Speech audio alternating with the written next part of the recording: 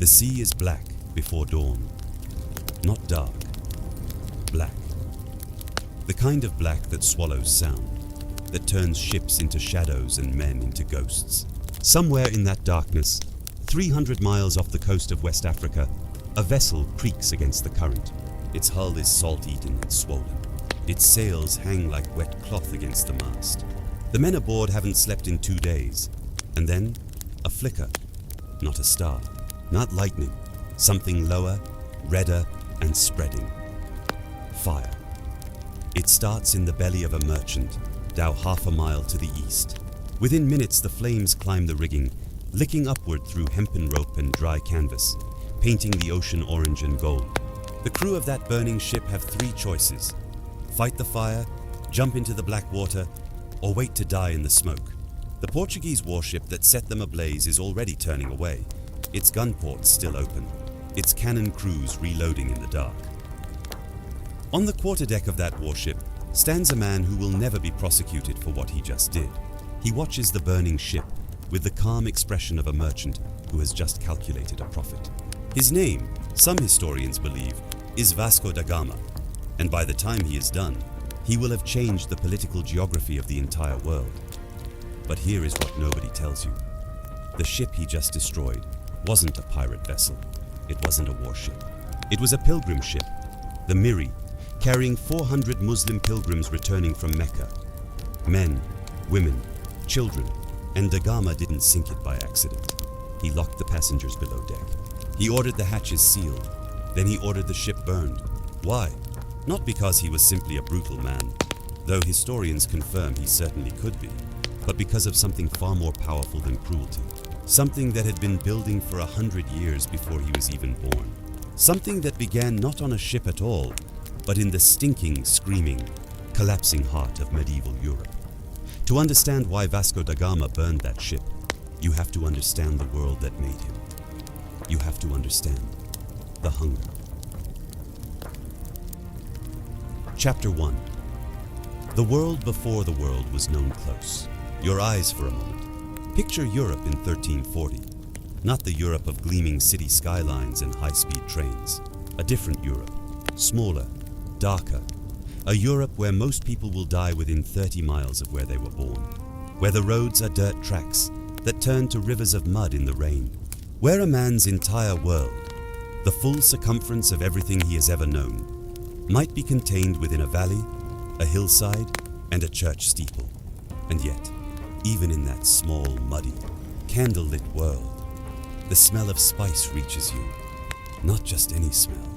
The smell of cinnamon warming from the hearth of the noble house at the edge of town. The sharp, almost medicinal ghost of cloves carried on cold air from the market square. The powdered warmth of black pepper, a pound of which, in 15th century England, was worth more than an ordinary laborer made in a week. These scents don't belong to common people. They belong to the powerful, to the wealthy, to the men who own the land and collect the taxes and eat their beef, warm and heavily seasoned, because they can afford to. Spices in medieval Europe were not simply flavoring. They were currency. They were medicine. They were a demonstration of wealth so profound that kings used them as diplomatic gifts, and merchants used them as collateral for loans. Pepper was sometimes used to pay rent. Nutmeg was considered so medicinally valuable that it was carried in small pouches around the neck during times of plague, the idea being that the aromatic fumes might protect the wearer from the disease that was quietly dismembering the European population. But here is the thing about these spices that every European merchant in the 14th century understood with perfect, aching clarity. They all come from somewhere else. Pepper from southern India, the Malabar coast, a place so distant it might as well be the moon. Nutmeg from a tiny cluster of islands in the eastern seas, so remote that most Europeans didn't even know they existed. Cinnamon from Sri Lanka, cloves from the Maluku Islands, the famed Spice Islands, a journey of 15,000 miles from the ports of Lisbon or Seville, and every single mile of that journey, those spices passed through the hands of Arab merchants, Persian traders, Indian middlemen, Malay sailors, Venetian brokers, each one taking a cut, each one adding cost, each one building the price higher and higher until by the time a sack of pepper reached the docks of Venice or Genoa, it had passed through so many hands that its value had multiplied 20, 30, sometimes 50 times over. For European kings and merchants, this was not merely an inconvenience, it was an insult. It was a wound, and into that wound, history was about to pour salt. Chapter 2. The Plague, the Sword and the Closed Gate Inn. October 1347, 12 Genoese trading ships docked in the harbor of Messina, Sicily. The harbor authorities who came to inspect the vessels found something that would haunt European nightmares for the next 3 centuries. Most of the sailors aboard were dead. The ones still alive were covered in black boils the size of eggs, oozing blood and pus, and they were screaming. The authorities ordered the ships back out to sea immediately. It was already too late. The Black Death had arrived in Europe. Within 3 years, by 1350, historians estimate that between 1/3 and 1/2 of Europe's entire population was dead. Some regions suffered even worse. In certain parts of Italy, France and England, population losses exceeded 60%. Entire villages ceased to exist. Cities that had taken generations to build were reduced to streets of empty houses, their owners rotting in mass graves on the outskirts. Now here is what most people don't understand about the Black Death and the Age of Exploration. The connection between them is not just symbolic, it is structural. The plague didn't simply kill people, it killed the economic order. Labor became desperately scarce. Serfs who survived suddenly had bargaining power they'd never had before. Land that had once fed manorial estates went untended. The agricultural system that had organized European society for centuries began to fracture. The nobility, the church, the merchant classes. Everyone was scrambling to rebuild wealth, to find new sources of income, to fill the catastrophic financial hole left by 60 years of recurrent plague waves. And then, just as Europe was beginning to recover, just as the cities were rebuilding and the merchant fleets were expanding, the second blow fell. Constantinople. May 29, 1453. For 1,000 years, Constantinople had been the crown jewel of the Christian world, capital of the Byzantine Empire, gateway between East and West. The city through which the overwhelming majority of Asian trade goods, spices, silks, precious stones, dyes, flowed on their way to European markets. And on that May morning, the Ottoman Sultan, Mehmed II, brought his army of 80,000 men and his terrifying new weapon, heavy siege cannon, against the ancient walls of the city. The walls held for 53 days. Then they didn't. When the Ottoman soldiers poured through the breach, when the last Byzantine emperor, Constantine the Athens, reportedly died fighting in the streets rather than surrender, when the great Hagia Sophia, the most magnificent church in Christendom, was converted to a mosque within hours of the city's fall, the shockwave that ripped through European consciousness was not merely religious or political, it was economic. The Ottomans now controlled the primary land routes between Europe and Asia. And while historians today debate the extent to which the Ottomans actively blocked trade, most scholars agree the trade routes never fully closed. Though tariffs rose and instability increased, the perception in European commercial centers was catastrophic. Venetian and Genoese merchants who had operated in Constantinople for generations suddenly found themselves negotiating from a position of complete weakness. The price of spices, silks, and luxury Eastern goods began to spike. The message delivered to European kings and merchants was brutally simple. You are dependent on us for everything you crave most. That dependency will cost you, and we will set the price. In the royal courts of Portugal and Spain, in the counting houses of Genoa and Florence, that message burned. And from that burn, from that specifically shaped combination of hunger, fear, humiliation, and desperate economic need, a plan began to form. What if there was another way? What if you could reach India, China, the Spice Islands, without going through the Ottoman Empire at all? What if you could sail there? Chapter 3. The Man at the Edge of the World. His name is recorded in history as Henry, Prince of Portugal. But to subsequent generations, he would be known by a title more evocative than any royal name, Henry the Navigator. And here is the first twist in his story. Henry the Navigator almost never went to sea. He was born in 1394, third son of King João I of Portugal, and by his early 30s, he had already distinguished himself as a military commander, most famously in the 1415 Portuguese capture of Ceuta, the Muslim trading port on the northern tip of Africa. Standing on the captured walls of Ceuta, looking south across the water toward the vast continent of Africa, Henry reportedly realized something that would become an obsession. Behind him lay Europe, worn out, plague-battered, its trade routes cut or controlled by enemies. Before him lay a continent of unknown extent, flanked by an ocean that, theoretically, might lead somewhere extraordinary. Henry didn't spend the next 40 years sailing. He spent them planning. At Sagres, on the extreme southwestern tip of Portugal, a windswept promontory so close to the edge of the known world that the locals called it the end of the world, Henry established what historians believe was an informal center of maritime knowledge. Whether it was the formalized school of navigation that later legend described remains a matter of scholarly debate, but the evidence strongly suggests that Henry gathered around him the best cartographers, astronomers, instrument makers, and sailors available. He studied maps. He collected pilot books. He interrogated Arab traders and African merchants about what lay beyond the horizons his sailors had not yet crossed.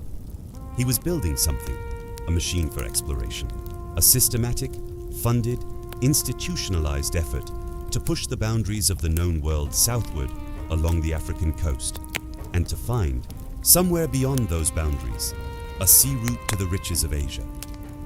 What Henry understood, with the cold clarity of a military strategist, was this: the problem wasn't courage. Individual sailors had always been brave. The problem was knowledge. You cannot sail into the unknown if you don't know where the currents run, where the winds blow, how to navigate without landmarks. Henry meant to build that knowledge, methodically, expedition by expedition, until the unknown became mapped and the impossible became routine. But his sailors faced something more terrifying than mere ignorance. They faced a legend. Chapter 4. The terror beyond the Cape Bojador. Even the name sounds like a warning. Located on the coast of what is now Western Sahara, Cape Bojador was, in the early 15th century, the absolute limit of the known world for European sailors. Not because no one had ever tried to pass it. 15 separate. Portuguese expeditions had attempted it between 1424 and 1434, but because every single one of them had turned back. Some turned back because of the physical danger, which was very real.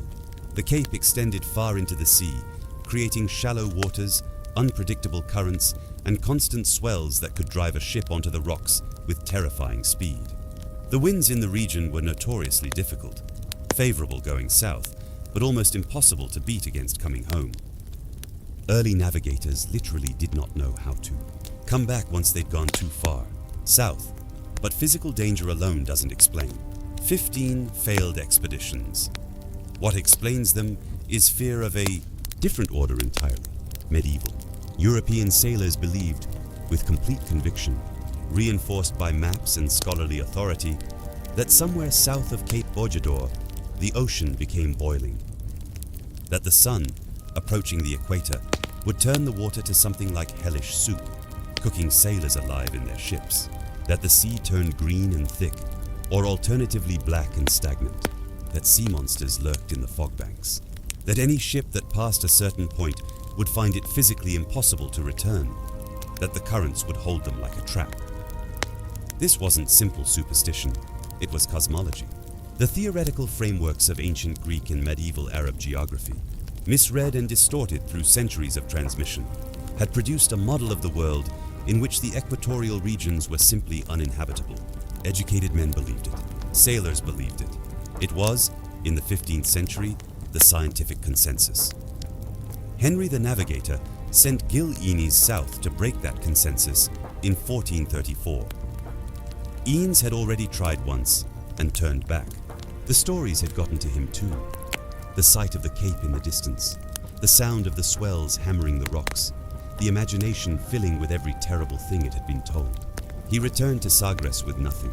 Henry, according to historical accounts, was not angry. He was patient. He simply told Eanes to go again. Eanes went again, and this time, by swinging far out to sea, well away from the cape itself, using a wide curve rather than a direct line, he sailed past it. He anchored south of Bojador, went ashore, and brought back a handful of desert plants as proof. Something ordinary and alive from a place that was supposed to kill everything. No boiling ocean, no monsters, no point of no return, just ocean, just wind, just more coast stretching southward into a blue horizon. That small fistful of desert flowers broke one of the most powerful psychological barriers in the history of exploration. It was proof, specific, physical, undeniable proof, that the unknown was not the same as the deadly. That fear and danger, while related, were not identical. What followed was an avalanche. Within a decade, Portuguese expeditions were probing further and further south along the African coast. By 1441, they had reached the area of modern Mauritania. By 1444, they had gone further and returned with something that would permanently stain the legacy of the Age of Discovery. In 1444, Portuguese ships brought the first large cargo of enslaved Africans to Portugal. 235 men, women and children captured from the West African coast and sold in the Portuguese city of Lagos. Henry the Navigator was reportedly present at the sale. The Age of Discovery had, from almost its very beginning, a shadow attached to it. The same ships that would eventually open the world to trade, that would chart the continents, that would discover the routes that tied the global economy together.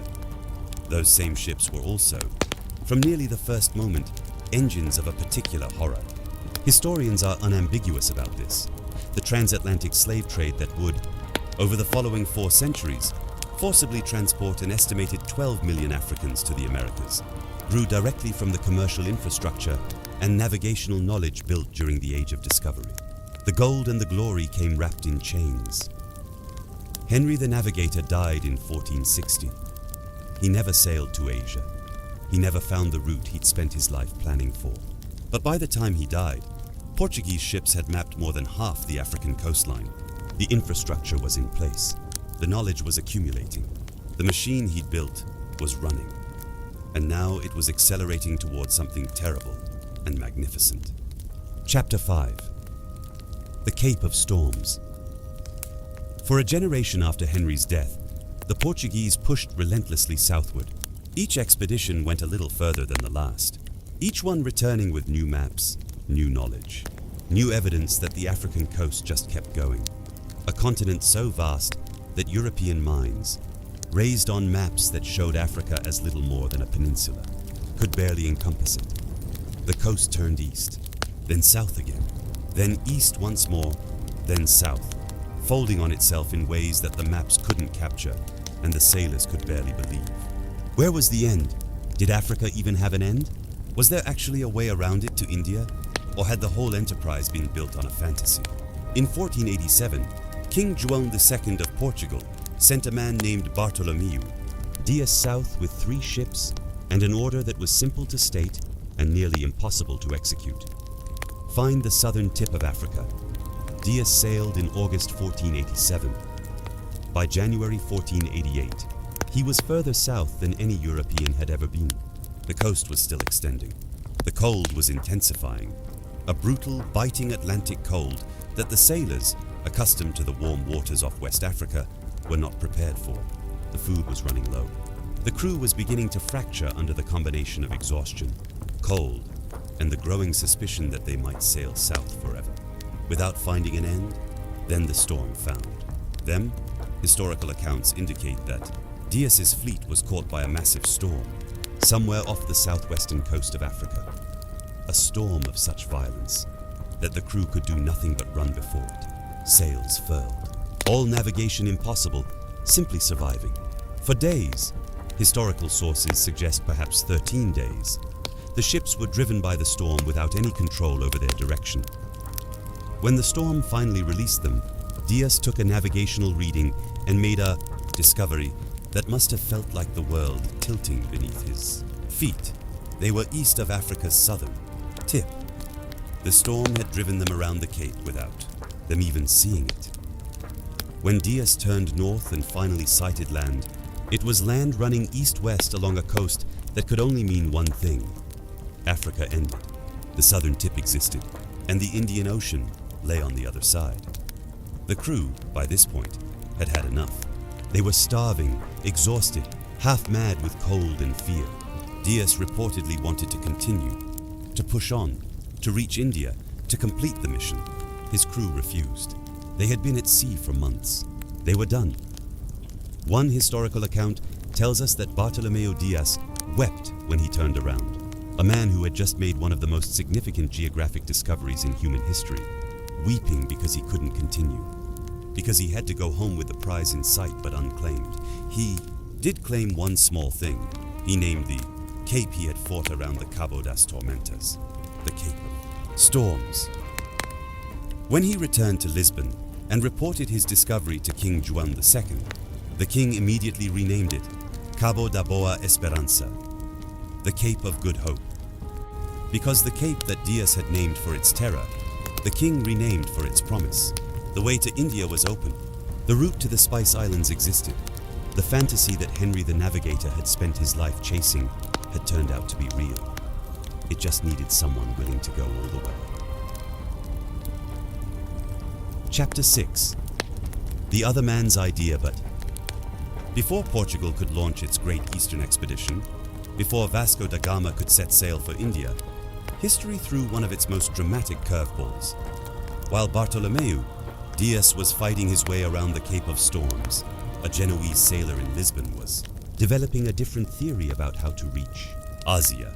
His name was Cristoforo Colombo, Christopher Columbus, and he believed the world was smaller than everyone thought. Not smaller in the sense that geography was different. Smaller in the sense that he had calculated, incorrectly as it turns out, that Asia was much closer to Western Europe than any serious geographer believed. Columbus had made a fundamental mathematical error, confusing different systems of measurement and using the most optimistic possible estimates of Asia's eastern extent. His calculations suggested that Japan was roughly where the Bahamas actually are. Most educated people who heard Columbus's proposal told him he was wrong. The Portuguese Royal Commission that examined his plan rejected it twice, not, as romantic mythology suggests, because they thought the world was flat. Virtually all educated Europeans in the young 15th century knew perfectly well that the Earth was a sphere, but because they correctly calculated that Asia was far too distant in the westward direction for any ship of the era to reach it with the provisions they could carry.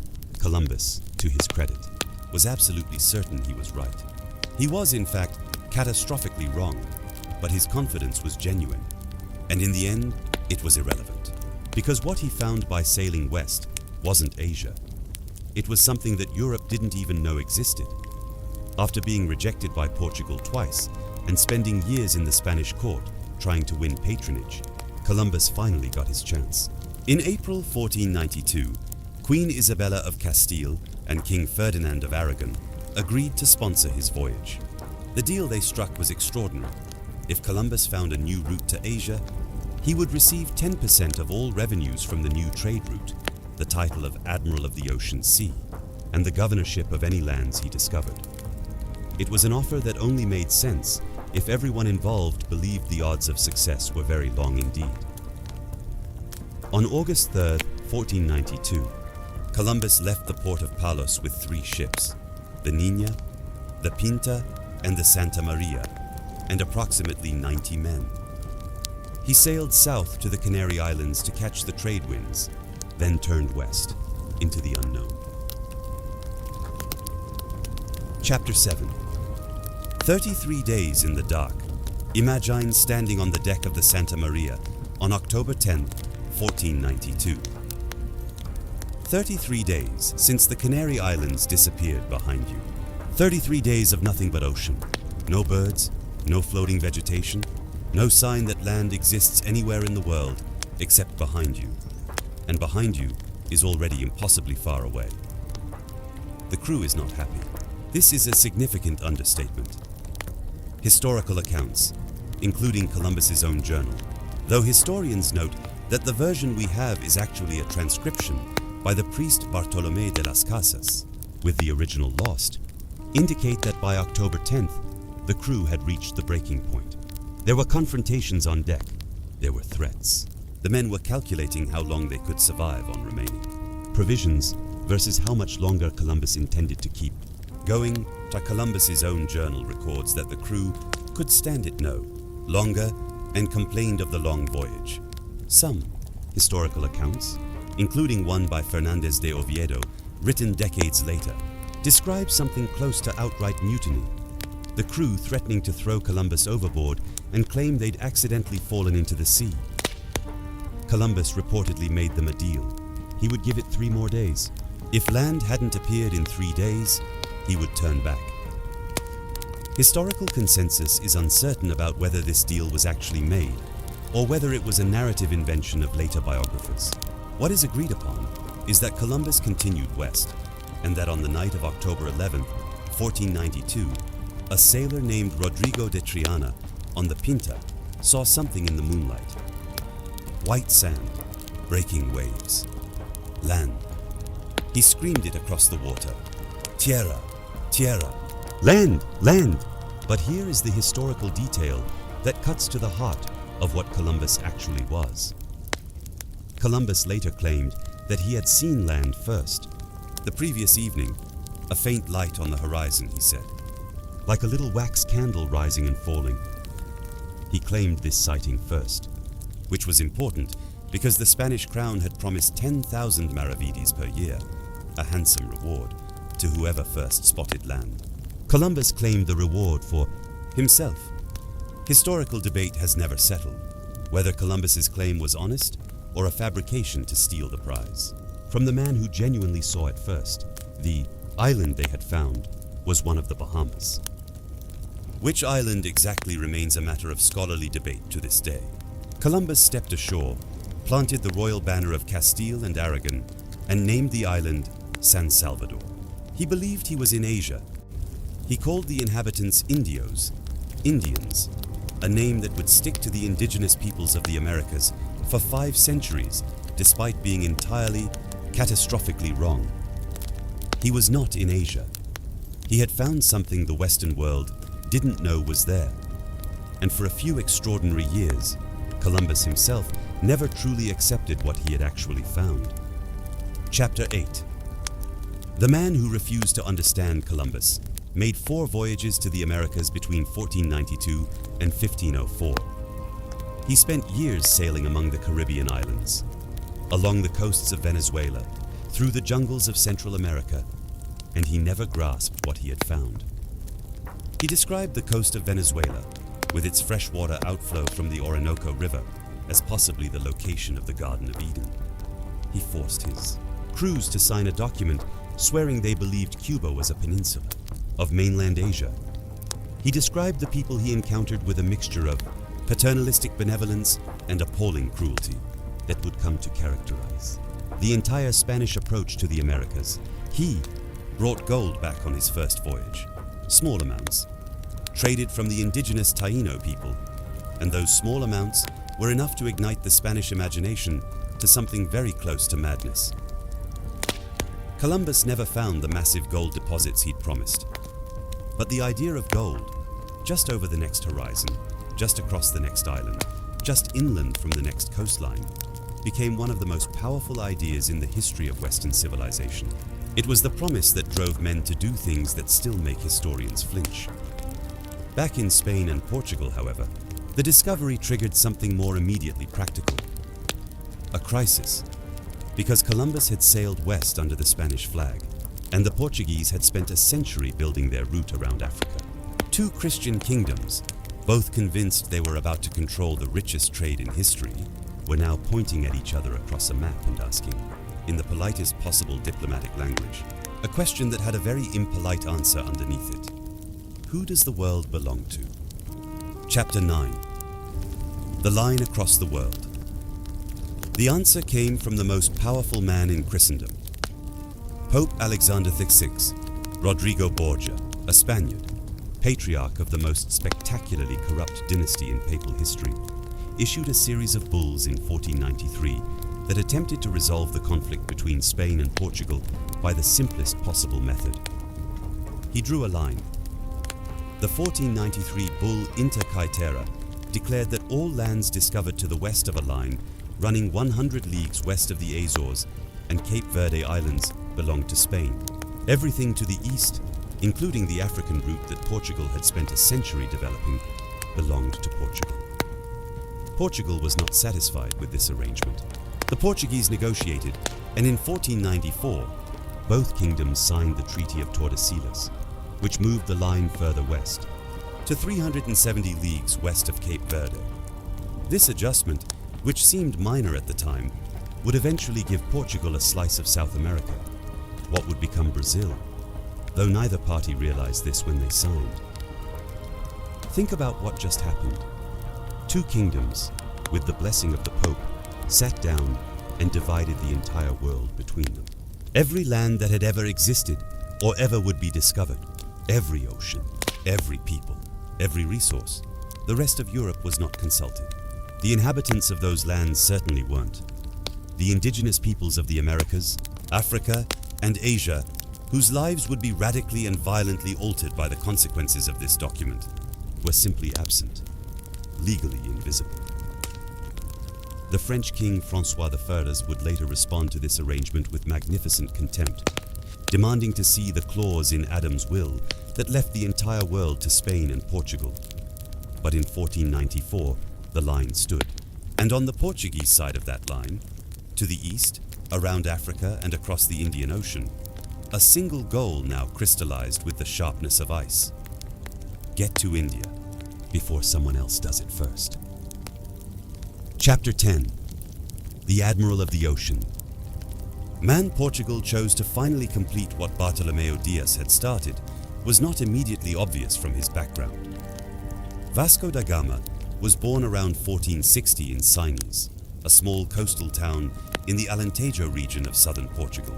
He was the son of a minor nobleman, comfortable but not powerful. He had some experience with navigation and had served in minor military capacities. He was chosen, historians believe, partly because of competence, partly because of his family's connections at court, and partly because of a quality that becomes abundantly clear in everything he subsequently did. He was not a man who hesitated. On July 8, 1497, Vasco da Gama left Lisbon with 4 ships, the São Gabriel, the São Rafael, the Berrio, and an unnamed supply ship. The fleet carried approximately 170 men and enough provisions for 3 years. They also carried, at the specific request of the Crown, trade goods, cloth, tin, coral, and other items that King Manuel I of Portugal hoped would be acceptable as gifts and trading merchandise in India. They would turn out to be nearly useless, but that discovery lay in the future.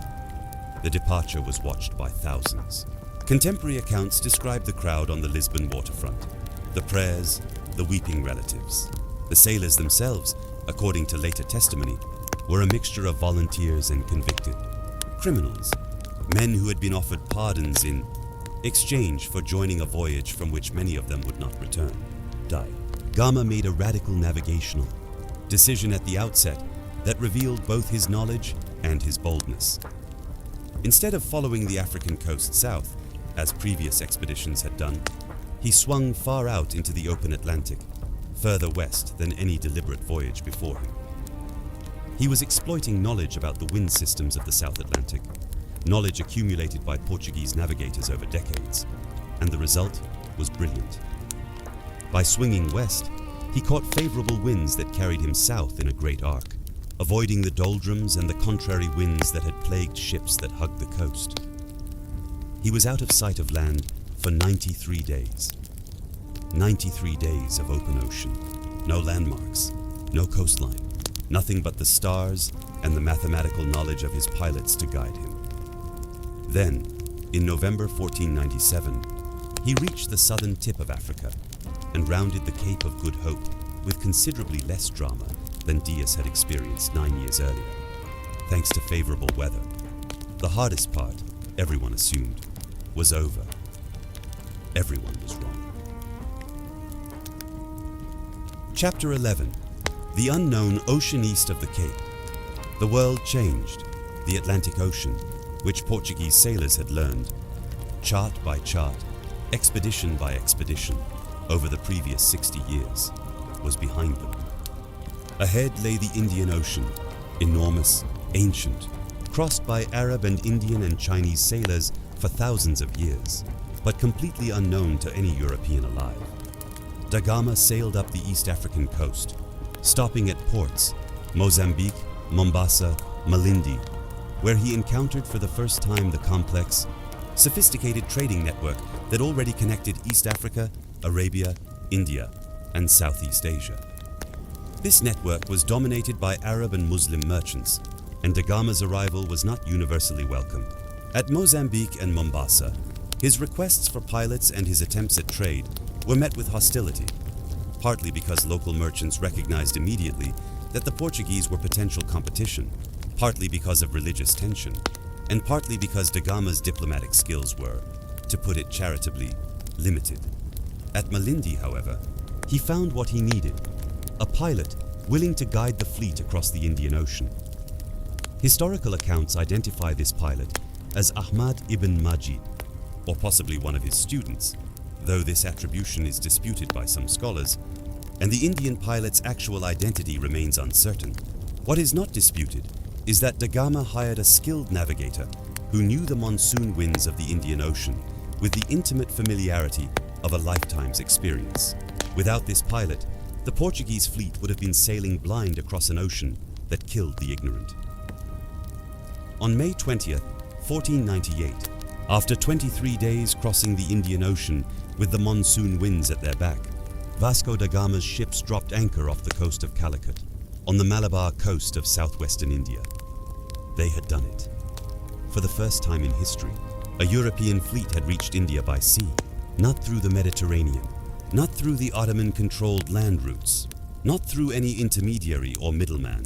Directly Da Gama went ashore, and immediately things started going wrong. Chapter 12. The wrong trade goods. The Zamorin, the Hindu ruler of Calicut, was not impressed. The trade goods that King Manuel had sent to impress the Indian court turned out to be, in the eyes of the Zamorin's advisors, laughably inadequate. According to historical accounts, when Da Gama presented his gifts, striped cloth, coral, wash basins, sugar, oil, honey, the Indian merchants in the court openly laughed at them. Calicut was one of the richest trading ports in the world. It handled pepper, ginger, precious stones, fine silk. The Portuguese had brought wash basins. The Arab merchants who dominated Calicut's trade recognized Da Gama's fleet for exactly what it was: a competitor. They worked actively to undermine his standing with the Zamorin, describing the Portuguese as pirates rather than legitimate traders. Da Gama was unable to complete any significant trade. When he tried to leave, the Zamorin detained some of his men as hostages over a dispute about customs duties. Da Gama responded to this situation with characteristic decisiveness. He seized some of the Zamorin's officials as counter-hostages, negotiated his men's release, and sailed for home. The first Portuguese fleet to reach India left without completing a proper trade agreement, without the spice cargo they'd hoped to fill their ships with almost nothing to show for 2 years at sea, except for one thing that was worth everything: proof that the route worked. The return voyage was brutal. The monsoon winds that had carried them east were now against them, and the crossing of the Indian Ocean against the wind took 3 times as long as the journey out. Scurvy, the slow, agonizing disease caused by vitamin C deficiency, ravaged the crew. Their gums swelled and blackened. Their teeth fell out. Their skin bruised and cracked. Men who had survived storms and hostile ports died quietly at their oars. Of the 170 men who had left Lisbon in July 1497, fewer than half returned in September 1499. Da Gama sailed into Lisbon a hero. King Manuel immediately began planning the follow-up expedition.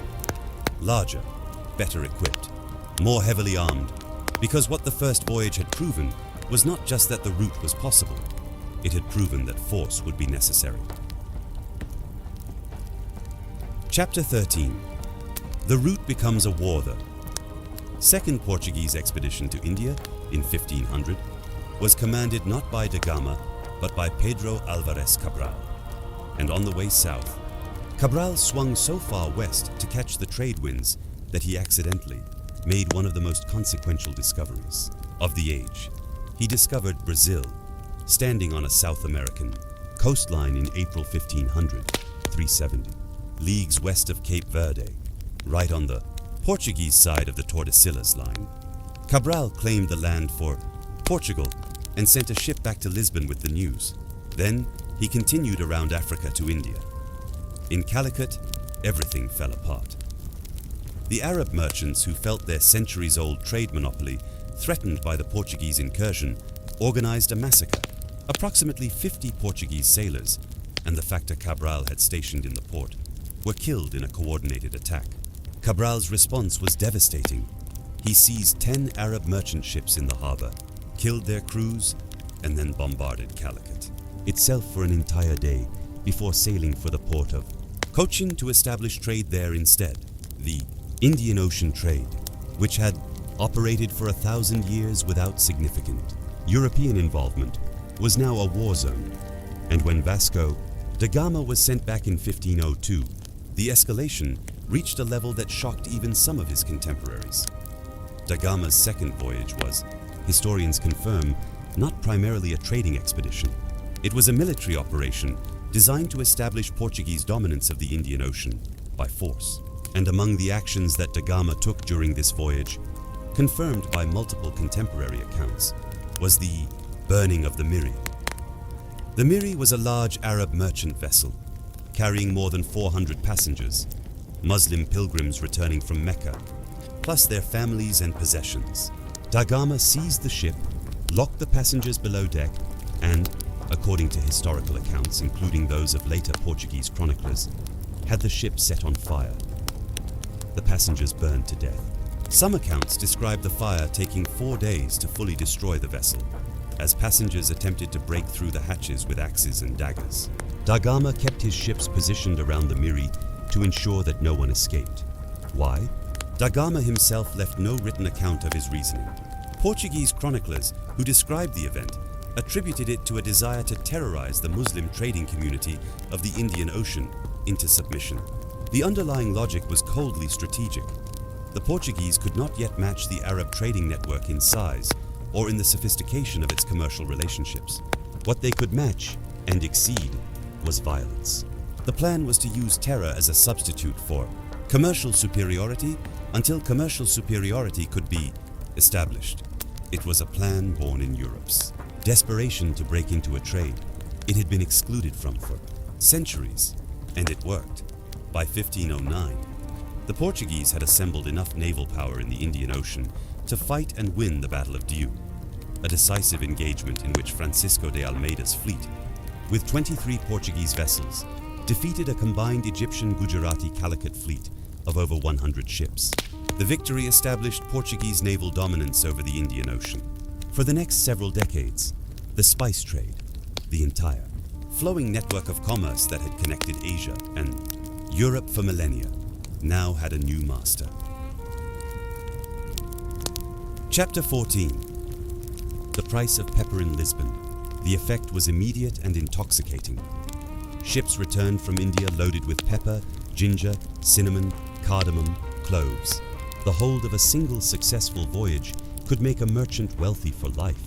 King Manuel da Fati, who took his share of every cargo, used the spice revenue to fund a building campaign that transformed Lisbon from a provincial Atlantic port into one of the most magnificent cities in Europe. The Geronimos Monastery, the Tower of Belém, palaces, churches, art, all of it paid for with pepper. The price of spices in Lisbon was a fraction of what Venice charged, because Venice's supply chain ran through the Ottoman Empire and through a dozen middlemen, while Portugal's supply chain was direct.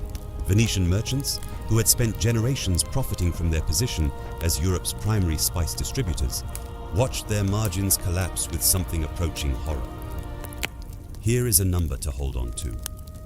Historians estimate that a shipload of pepper purchased in India for a certain sum could be sold in Lisbon for between 5 and 8 times that amount. And in markets further north, in Antwerp, Hamburg, London, the markup could be even greater. The mathematical logic of the spice trade was almost impossibly favorable for the Portuguese. Almost, because those numbers hide the costs that didn't appear in the ledgers. The human cost of maintaining Portuguese dominance of the Indian Ocean was staggering. Thousands of sailors died every year, to disease, to storms, to combat, to the simple attrition of years spent on wooden ships in tropical waters. The average Portuguese sailor who signed on for an India voyage had something approaching a 1 in 3 chance of not returning. The ships themselves were expensive to build and equip. The forts and trading posts that Portugal established throughout the Indian Ocean, in Mozambique, in Hormuz at the mouth of the Persian Gulf, in Goa on the Indian coast, in Malacca in Southeast Asia, required garrisons, supplies, officials, priests. The Estado da India, as the Portuguese Indian Ocean Empire was called, was a permanent military and commercial operation spread across a third of the world. It was magnificent, it was profitable, and it was permanently on the edge of collapse. And while Portugal was fighting to control the eastern trade route, while da Gama was burning, ships in the Indian Ocean and Cabral was bombarding Calicut, the Ain. Spanish were discovering something in the west that would ultimately dwarf everything Portugal had built. Chapter 15. The Man Who Named the World.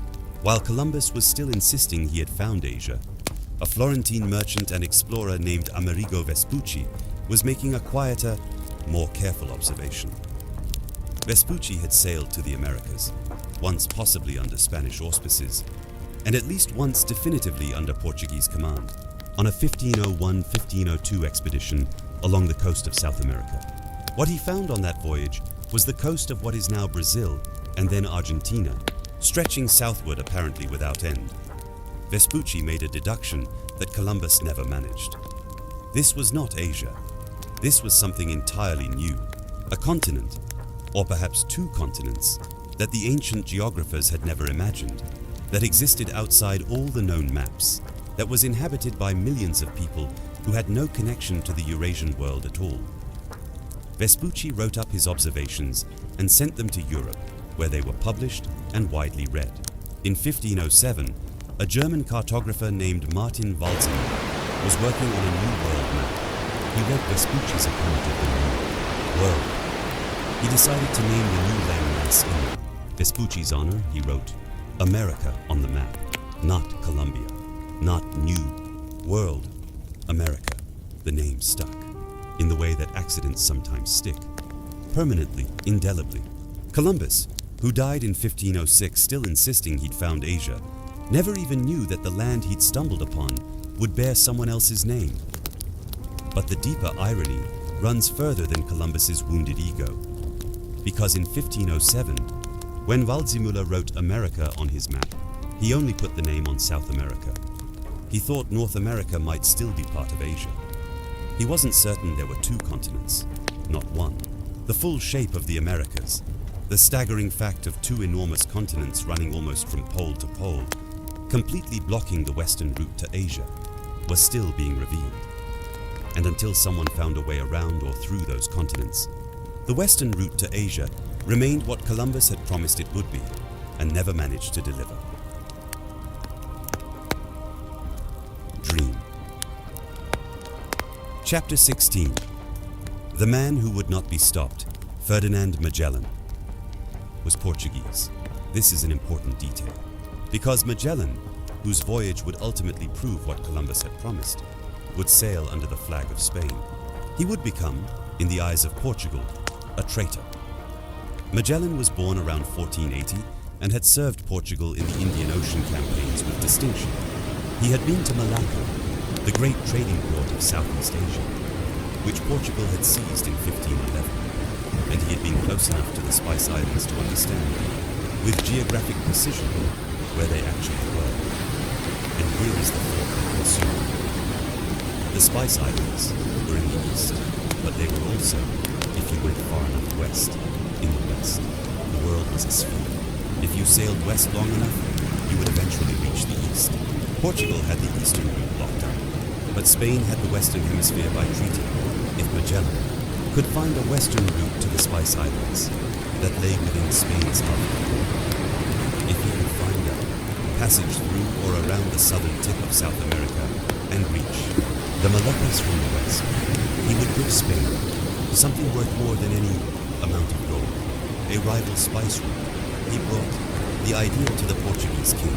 The king rejected it. He brought it to the Spanish king, the young Carlos I, who would later become Holy Roman Emperor Charles V, and the young king accepted. He gave Magellan 5 ships, roughly 270 men, and a contract that promised him and his heirs a share of the profits from any spice trade they established. On September 20th, 1519, Magellan's fleet left the port of Sanlúcar de Barrameda and sailed south. What followed was one of the most extraordinary, terrible, and consequential voyages in human history. Chapter 17. The 5 ships of Magellan's expedition, the Trinidad, the San Antonio, the Concepcion, the Victoria, and the Santiago, were not in good condition when they left Spain. Contemporary accounts and historians note that the ships were old, their hulls worm-eaten in places, their rigging in need of replacement. They had been bought cheaply, suspiciously cheaply, and some of the Spanish officers who served under Magellan suspected that the Portuguese commander had chosen ships that would not outlast the voyage. They were right about the ships. They were wrong about the reason. Magellan knew his ships were imperfect. He also knew that he was sailing into something nobody had ever attempted, against currents and winds and geography that existed only in theory until the moment you were actually fighting them. He had calculated, correctly it turned out, that the key challenge of a westward route was finding the passage around South America. Once through that passage, the rest was ocean, and ocean was something sailors understood. But the passage, if it existed at all, was unknown. By the time Magellan's fleet reached the coast of what is now Patagonia, in the southern reaches of South America, the Spanish officers were already mutinous. The cold was ferocious. The passage south seemed to extend forever without revealing any break in the coast. The provisions were being eaten faster than anyone had planned for. And Magellan, a Portuguese navigator commanding Spanish captains who resented him on principle, was keeping his plans secret even from his own officers. This last quality was, depending on how you look at it, either brilliant leadership or catastrophic arrogance. In April 1520, moored in a harbor on the Patagonian coast during the southern winter, the mutiny that had been building for months finally erupted. 3 of Magellan's 5 captains, Gaspar de Quesada, Juan de Cartagena, and Luis de Mendoza, took control of 3 of the 5 ships. They had numbers on their side. They had Spanish officers and Spanish crew on their side. They had months of cold and hunger and secrecy on their side. What they didn't have was Magellan's nerve. Magellan responded to the mutiny with a combination of cunning and brutal decisiveness that even his enemies had to respect. He sent a small boat with loyal men to the ship commanded by Mendoza with orders to deliver a letter. When Mendoza opened the letter, one of Magellan's men stabbed him in the throat. Mendoza died. His ship was retaken. Magellan then positioned his loyal ships at the mouth of the harbor, blocking any escape. The mutiny collapsed. Magellan was not forgiving. Gaspar de Quesada was executed. Juan de Cartagena and a Spanish priest were marooned on the Patagonian coast when the fleet departed, left behind with a small amount of supplies to die slowly on one of the most desolate coastlines on Earth. Their fate was never determined. No trace of them was ever found. Magellan continued south. Chapter 18. The passage in October 1520. The fleet found it.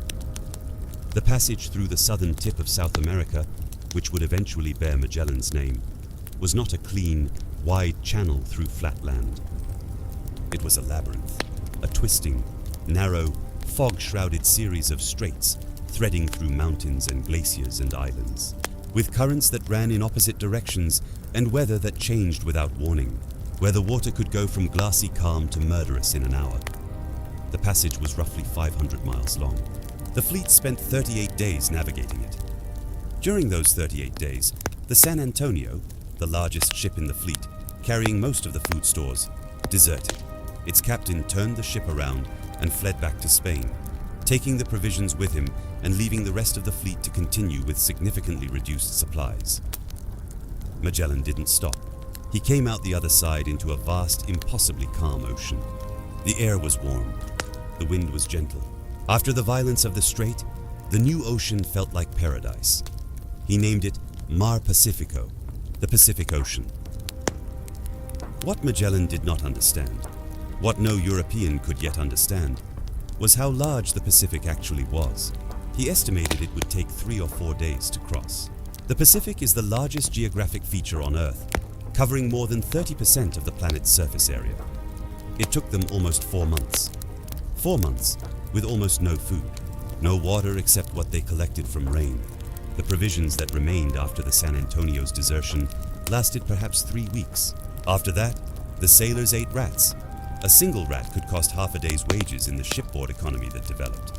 They ate leather that had been softened in seawater for days. They ate sawdust mixed with the putrid remains of whatever food had spoiled. They drank water that had turned yellow-green in the barrels, holding their noses to get it down. Men died, not from storms or combat. They died slowly, from starvation and scurvy, falling apart by inches in the middle of the largest empty space on Earth. And Magellan kept sailing west. When they finally sighted the Philippines in March 1521, when they finally had access to fresh food and water and land, the men who crawled ashore were barely recognizable as the sailors who had left Seville 17 months before. But they had crossed the Pacific. They had found the western route to Asia, and then Magellan made the mistake that killed him. Chapter 23. The logic of conquest. The conquistadors have become historical symbols of a particular kind of violence, and the violence was real, well documented, and staggering in scale. But reducing the conquest to simple greed misses something about the historical forces that produced these men. They came from Extremadura and Andalusia, the poor southern provinces of Spain. Many of them were younger sons of minor nobility, men who, under Spanish inheritance laws, stood to inherit little or nothing from their fathers. They had survived the violent religious and political convulsions of the Reconquista, the centuries-long Spanish campaign to expel Muslim rulers from the Iberian Peninsula, which ended in 1492, the same year Columbus sailed. They had been trained since childhood in a culture that glorified military service, religious conversion, and the pursuit of noble status through martial deeds. They were, in the context of their culture and their moment, doing exactly what their entire civilization had trained them to do. This doesn't make what they did defensible. It makes it comprehensible, and comprehensibility is what history demands. The conquistadors believed, with the same certainty that da Gama believed it, that Columbus believed it, that Henry the Navigator believed it, that they were doing God's work, that spreading Christianity justified almost any means, that the wealth they were extracting was not theft, but reward, God's compensation for the risk and suffering involved in converting the heathen world. The people they conquered, enslaved and killed saw things differently, obviously, and the voices of those people, filtered through the records of a handful of sympathetic Spanish observers like the priest Bartolomé de las Casas, who documented the atrocities of the conquest with horrified precision, form one of the most important counter-narratives in the history of the Age of Discovery. Las Casas, who initially held indigenous slaves himself before experiencing something like a religious awakening, spent decades lobbying the Spanish crown to treat indigenous Americans as human beings rather than property. His writings described massacres, torture, enslavement, and the systematic destruction of indigenous cultures with a specificity that left no room for comfortable myth-making. His most famous work, a short account of the destruction of the Indies, was published in 1542 and immediately became controversial in Spain, and was seized upon by Spain's European rivals as propaganda evidence of Spanish barbarism. It remains one of the most disturbing documents in the history of colonialism. The Age of Discovery was not one story. It was at least two simultaneous stories, running in opposite directions. One story of discovery, of horizon breaking, of mathematical and geographic and scientific achievement that changed humanity's understanding of the world it lived in. And one story of destruction, of civilizations erased, of peoples enslaved, of ecologies shattered, of the largest forced migration in human history, and of a violence so vast and systemic that its consequences are still being negotiated today. Both stories are true. Both have to be told.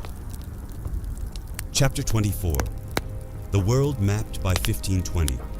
The world map was changing faster than any mapmaker could keep up with it. The coastlines of the Americas, from the Arctic down through North America, through the Caribbean, down the eastern coast of South America, were being sketched in with increasing accuracy as explorers followed each other's reports. The massive bulge of Africa was now understood, its cape rounded, its East African coast charted. The Indian Ocean was mapped. The first hints of the vast Indonesian archipelago were appearing on Portuguese charts. In 1513, a Spanish explorer named Vasco Núñez de Balboa crossed the Isthmus of Panama, the narrow land bridge connecting North and South America, and became the first European to see the Pacific Ocean from the American side.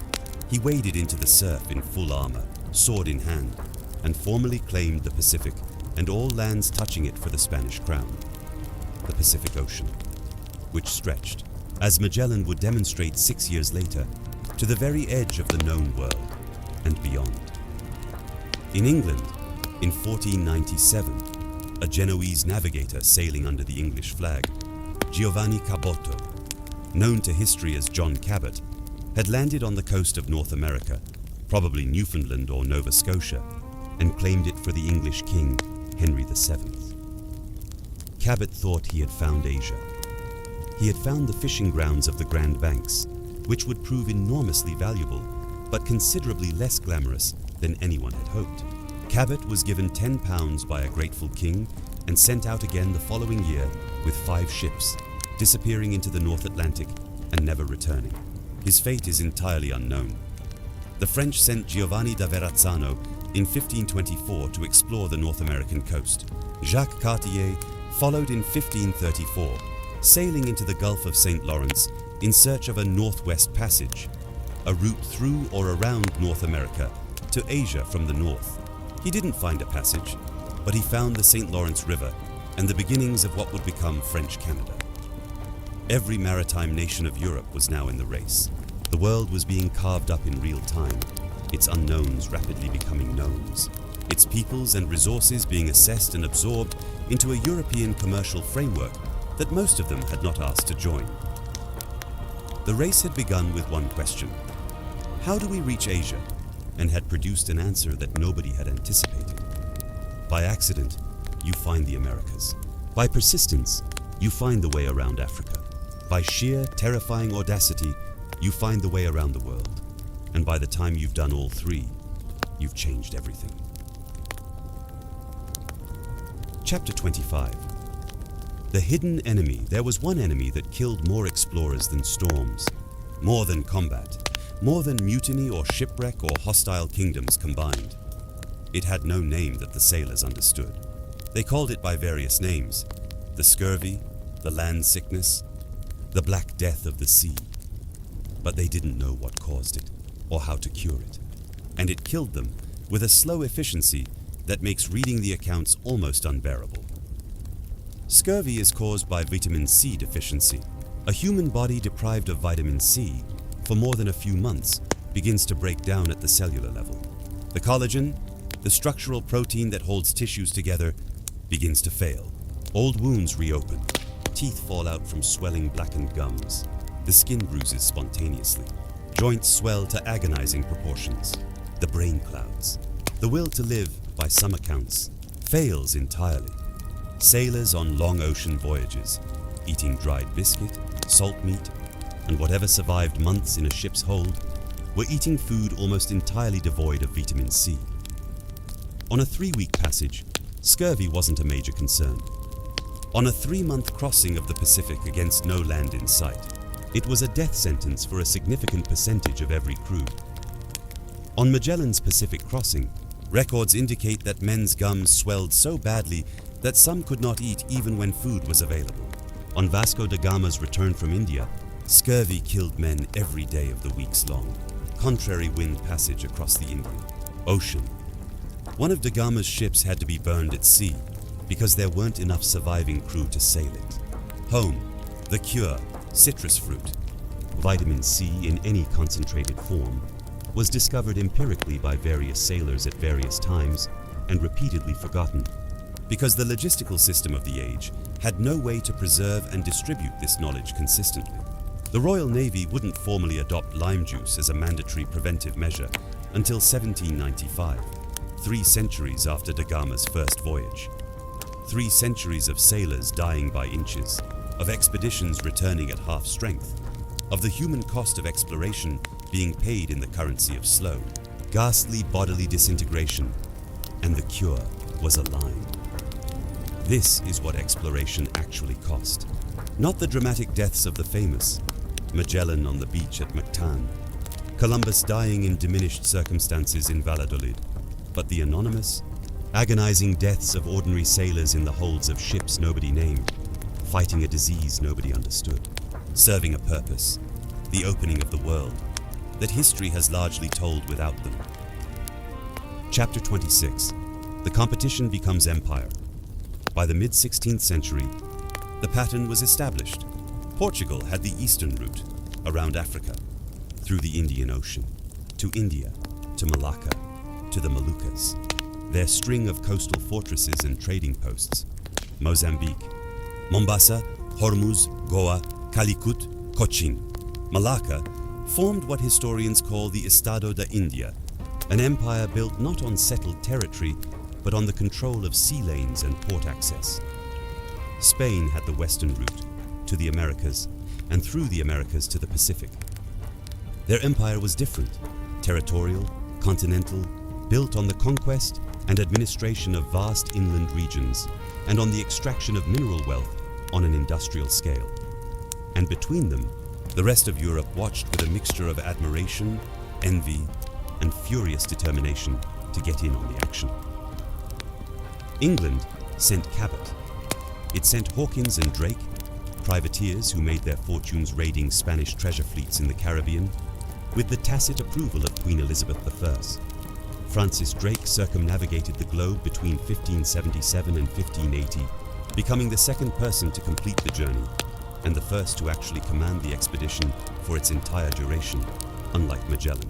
Drake returned to England with a cargo of plundered Spanish silver and spices worth, by some estimates, the equivalent of the entire annual government expenditure of England. Elizabeth knighted him on the deck of his ship. The Spanish called him a pirate. They were not wrong. But in the moral calculus of the Age of Discovery, the line between a privateer and an explorer was often drawn by whoever was writing the commission papers. France sent explorers and eventually settlers to Canada, to the Caribbean, to West Africa. The French crown had none of England's tolerance for privateering operations, but plenty of interest in finding a northern route to Asia that avoided both the Spanish and Portuguese spheres of influence.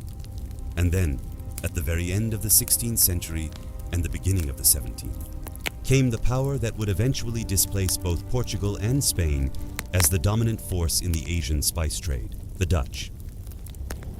Chapter 27. The merchants who built an empire in 1595. A Dutch merchant fleet of 4 ships left Amsterdam and sailed for the Spice Islands. At this point, the Netherlands was in the middle of a decades-long war of independence against the Spanish Empire, which had absorbed Portugal and its entire empire in 1580, making the Spaniards temporarily the lords of the eastern route as well. Dutch merchants had previously obtained their spices by buying them in Lisbon and distributing them through northern Europe, a comfortable and profitable arrangement that the Spanish crown promptly ended when the war began. If the Dutch couldn't buy spices in Lisbon, they would go get them themselves. The first Dutch voyage was a disaster. 2 of the 4 ships were lost. The crew was decimated by disease and combat with the Portuguese. The expedition took 2 years. It returned to Amsterdam with far fewer spices than hoped, having lost so many men that the ships were barely able to sail home. Nevertheless, it proved the route was accessible. By 1599, 22 Dutch ships were in Asian waters. By 1601, 14 separate companies were sending fleets to Asia. The competition between these Dutch companies was becoming self-destructive, undercutting prices, fighting over the same ports, duplicating costs. In 1602, the Dutch government did something revolutionary. It merged all these competing companies into a single entity.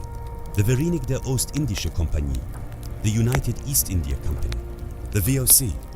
The VOC was given powers that no commercial company had ever been granted before. It could wage war. It could sign treaties with foreign powers. It could establish colonies. It could mint currency. It was, in practical terms, a government, a corporation-government hybrid, unlike anything the world had seen before. And it was funded not by a king, but by shareholders, ordinary wealthy, Dutch merchants who bought stock in the company and received dividends from its profits. The VOC was the first modern multinational corporation, and it was one of the most profitable and violent enterprises in human history. Within a generation, the Dutch had used the VOC's combined resources and legal authority to systematically dismantle Portugal's Indian Ocean Empire, seizing ports and trading posts from East Africa to Japan. They established Batavia, now Jakarta, in the Indonesian archipelago as their Asian headquarters, a fortified city from which they controlled access to the Spice Islands with an iron fist. The violence with which the VOC enforced its spice monopoly is one of the darker chapters of colonial history. On the Banda Islands, the tiny group of islands that were the world's only source of nutmeg, the VOC governor Jan Pieterszoon Cohen conducted a campaign of extermination in 1621 that killed or enslaved virtually the entire indigenous population, reducing the island's population from roughly 15,000 people to perhaps 1,000. The Banda Islands were then repopulated with Dutch settlers and enslaved workers, who grew nutmeg under VOC supervision. This is what a monopoly looked like when it was defended by a corporation with its own army. Chapter 28. The World That Was Made by 1650. The world that Henry the Navigator had begun building, the world of European, maritime exploration and commercial empire, had fundamentally and permanently altered the course of human history. The changes were so enormous, so interlocking, so consequential that historians still argue about how to describe them, let alone how to evaluate them. The Columbian Exchange, the transfer of plants, animals, and diseases between the old world and the new, reshaped agriculture, diet, and population patterns on every continent. Potatoes, tomatoes, maize, cacao, tobacco, and dozens of other American crops transformed European and Asian diets. In Ireland, the potato would eventually become so central to the peasant diet that its failure in the 1840s would trigger a famine that killed 1 million people and displaced another 1 million. In China, American crops like sweet potato and maize allowed cultivation of previously unusable land, contributing to a major population expansion.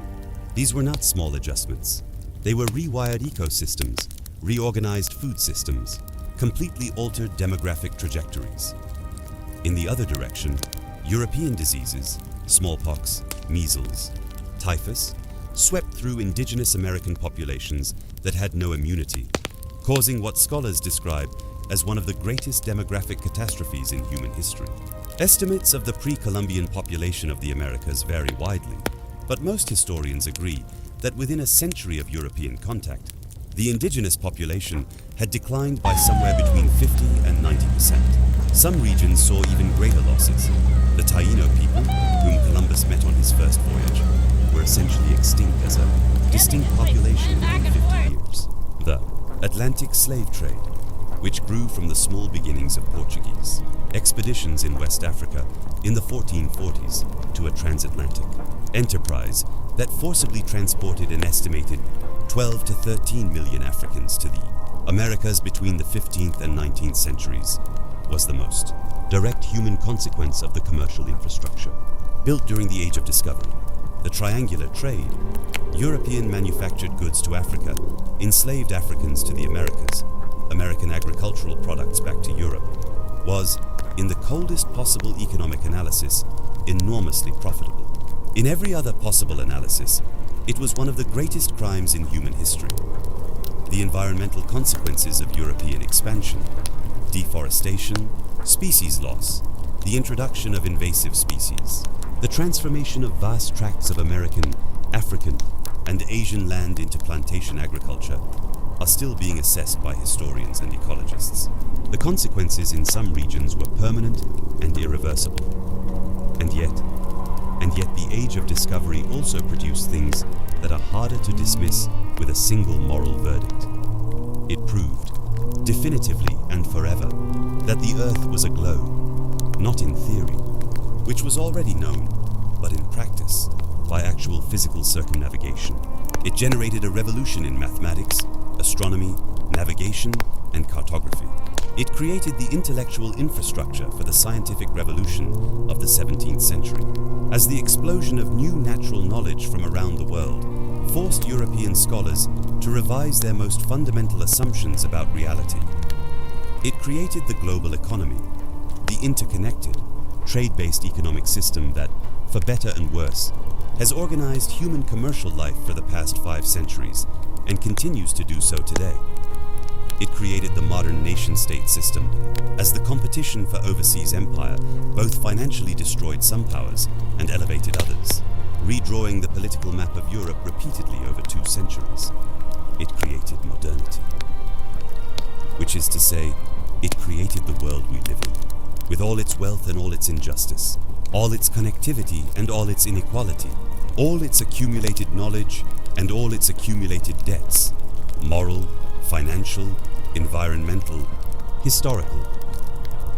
The people who set it in motion, Henry the Navigator sitting in his windswept study at Sagres, Gil Eanes gripping a ship's rail off Cape Bojador, Bartolomeo Diaz weeping as he turned from the Indian Ocean, Columbus watching the crew of the Pinta light up with relief and joy as land appeared, Vasco da Gama standing in the smoke of a burning pilgrim ship, Magellan dying in the shallows of a Philippine beach, the 18 survivors of the Victoria crawling off a ship after 3 years at sea.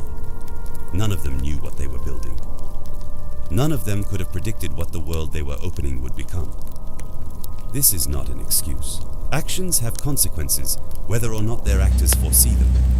But it is a truth that history demands we acknowledge. The Age of Discovery was not a plan. It was an accident built on ambition, built on desperation, built on greed, built on faith, built on curiosity, built on violence, built on courage, built on hunger, and driven at its deepest root by the smell of pepper in the medieval market and the knowledge that somewhere, impossibly far away, there was more. Chapter 29. The question that remains. There is a question that historians return to again and again when they try to understand the Age of Discovery. Why did the transformation happen there, in the fragmented, plague-battered, relatively poor western edge of Eurasia, rather than somewhere else? China was, by every measure, more technologically advanced than Europe in 1400. Zheng Hu's treasure fleet, which sailed the Indian Ocean between 1405 and 1433, nearly a century before Da Gama, consisted of 300 ships carrying 28,000 men.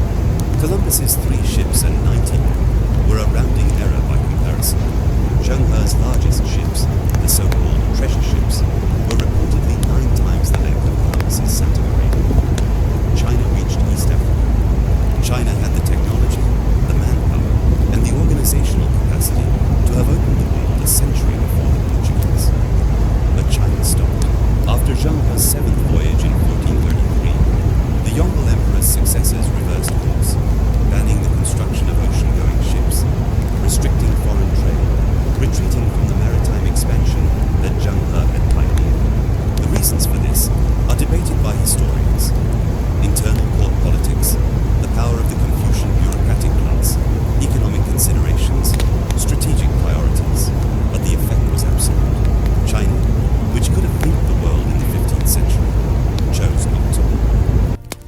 The Arab world, which had dominated Indian Ocean trade for centuries and whose navigators were the most skilled in that ocean, didn't make the push into the Atlantic. The Ottoman Empire, newly dominant in the Eastern Mediterranean, was focused on the expansion of its land empire rather than oceanic exploration. What Europe had, historians argue, was a specific combination of factors that pushed, even forced, oceanic expansion. The competitive state system, where no single power could prevent rivals from pursuing maritime adventures, and therefore all powers felt compelled to participate. The commercial capitalism already emerging in Italian and eventually Dutch and English cities, which provided both the financing and the institutional frameworks for large, risky commercial ventures. The theological conviction, present in both Catholicism and emerging Protestantism, that actively spreading Christianity to the entire world was a divine mandate. And the desperate geographic and economic position of Iberian kingdoms like Portugal, too small to compete with their neighbors on land, but positioned perfectly to dominate the Atlantic Ocean. And perhaps, most fundamentally, hunger.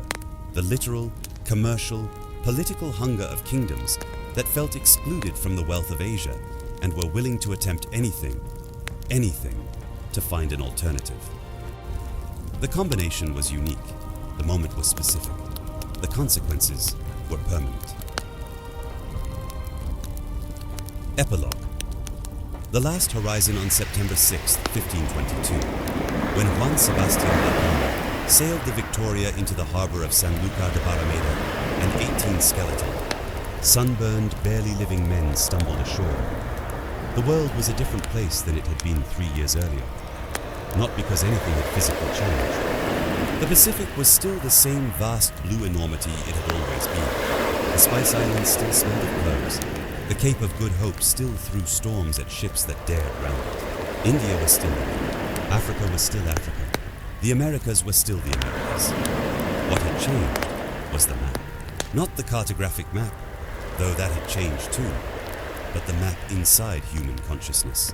The map that told people where the edges were, where the blank spaces existed, where the monsters lived. All of those edges had moved. The blank spaces had been filled, if only partially, imperfectly, often inaccurately. The monsters had turned out to be mostly absent. Sometimes treated with ferocity that suggested that they still every single one of the explorers whose stories were discovered was driven by something that was, in a way, a variation of the same purpose. The certainty that something more existed beyond these ideas, that the edge of the world was not the world was possible. The world was larger. The riches were more, if not always what the explorers thought. They were always accessible. The lakes existed. The oceans were the coast. Only the navigator had sailed on his own sort of map at size. He believed that if you sent more ships into the world, systematically, with equal preparation and accumulated wealth, the island had cities. He was right. Columbus had stood before Queens and promised that the world was small and that Asia lay just over the western horizon. He was wrong about the distance and about the destination, but the promise itself, the confidence that something was there, that turned out to be right in a way he never understood.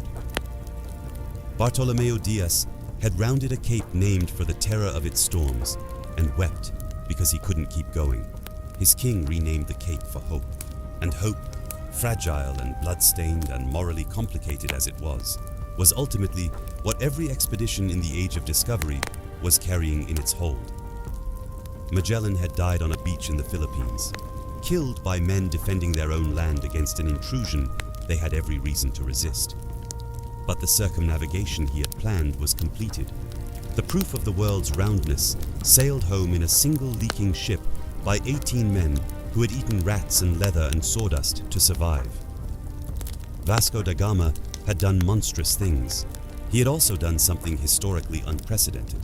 The men who burned in the hold of the Miri deserved justice that history never provided, and the sea route he pioneered endured. This is the impossible inescapable complexity of the age of discovery. It cannot be reduced to words. It cannot be reduced to one. It was both, simultaneously, in measures that resist comfortable summary. The same impulse, the hunger, the ambition, the genuine intellectual and commercial drive to know what lay beyond the known world, produced both the circumnavigation of the globe and the Atlantic slave trade, both the mapping of entire continents and the destruction of civilizations that had been building for millennia before a European ship ever appeared on their horizon. The world we live in, every trade agreement, every shipping lane, every container ship crossing every ocean, every global supply chain, every exchange rate, every cultural borrowing and mixing and collision carries the genetic material of those first expeditions in its DNA. We are the heirs of what they built and what they destroyed. The task of history is not to choose between those inheritances, but to hold them both, to understand exactly how the world we have came to be, with all its wonders and all its wrongs, and to decide, with clearer eyes than any of them possessed, what we build next. The horizon that Henry the Navigator stared at from Sagres still exists. It has just moved further away.